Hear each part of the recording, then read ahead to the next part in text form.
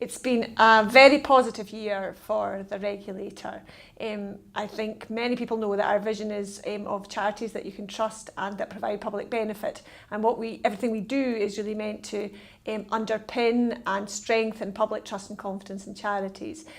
So we've had a lot of work on registration, 1,100 plus new registrations for charities, which is a nice healthy number.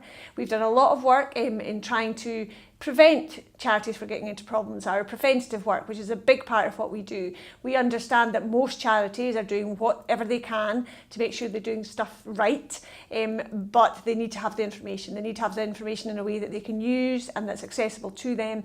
And so we've put a lot of effort into producing new guidance on a number of areas, including fundraising, a trustee annual report, and so on. And these have all been well received. And we've continued to deal robustly with concerns that have been raised, and I think that we've done a very good job in that area over the past year.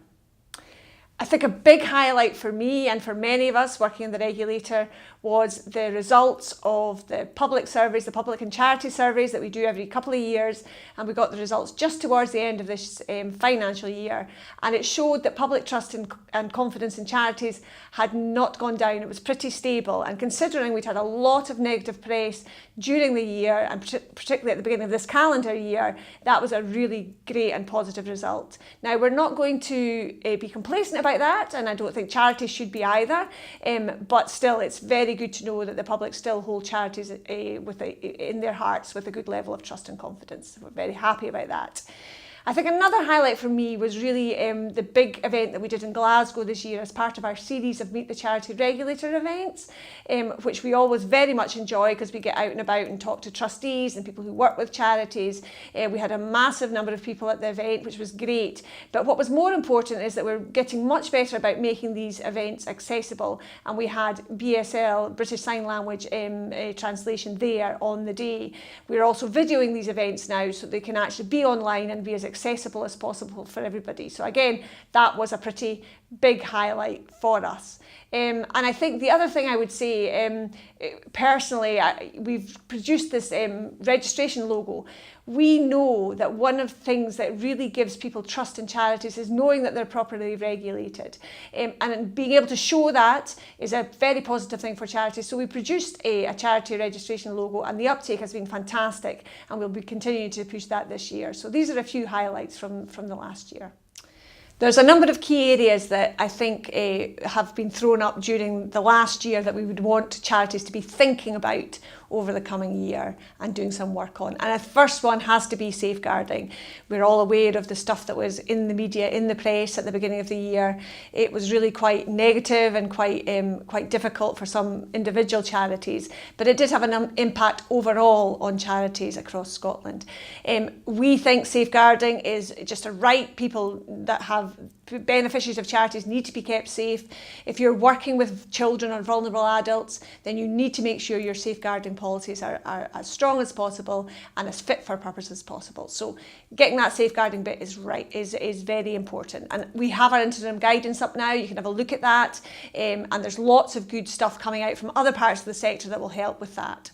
But there's a wider piece of work there, which is really about the wider sort of organisational, cultural bit, which is not about core safeguarding, but it's about making sure your organisation is keeping all people safe. And that would include making sure you've got whistleblowing policies, making sure your employment policies are fit for purpose, making sure you've got good ways of people raising concerns and having them dealt with. So making sure you get that stuff right is pretty important. It's a pretty core task for charities, particularly those working with vulnerable beneficiaries, but the wider organisational stuff is for all charities across Scotland. So that's very important.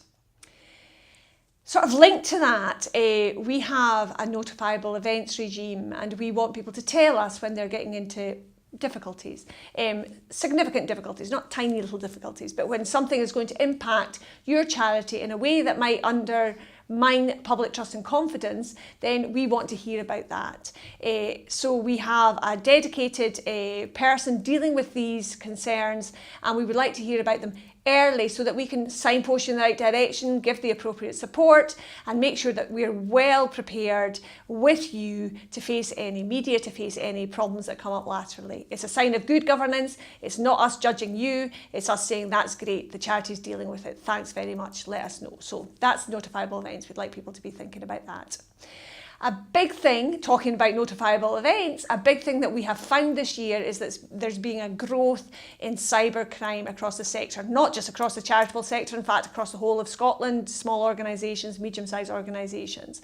And it's a big area of concern. We've produced some guidance on fraud and cybercrime that you can find on our website, and I think it's pretty important that charities start looking at that. Now, sometimes you're going to have to invest a bit of money in your systems to make sure they're as strong as possible, but we would say that's much better that than losing £15,000 down the road or something else terrible happening that undermines your charity, losing data and so on. So getting that bit right is important, and we would say that's really a key thing over the coming year and the next few years, I would say. I would also say that I would just remind everybody out there that getting your annual information, getting your annual return and your reports and accounts to us on time is very important. 9 months after your financial year end, we need to have them. You can do it before that if you like. Do it within a couple of months, that'd be brilliant. But get them in before the 9 months. You'll stop getting boring reminders, and also it's a really good way of being transparent, because then your public, the people who look at the register, over 50,000 searches on the register every month, they will know that you're up to date, that you're doing what you need to do, and it's a great way of just being transparent with the public. We have a few interesting things still planned for the rest of 2018-2019, and I would start with our new online registration form.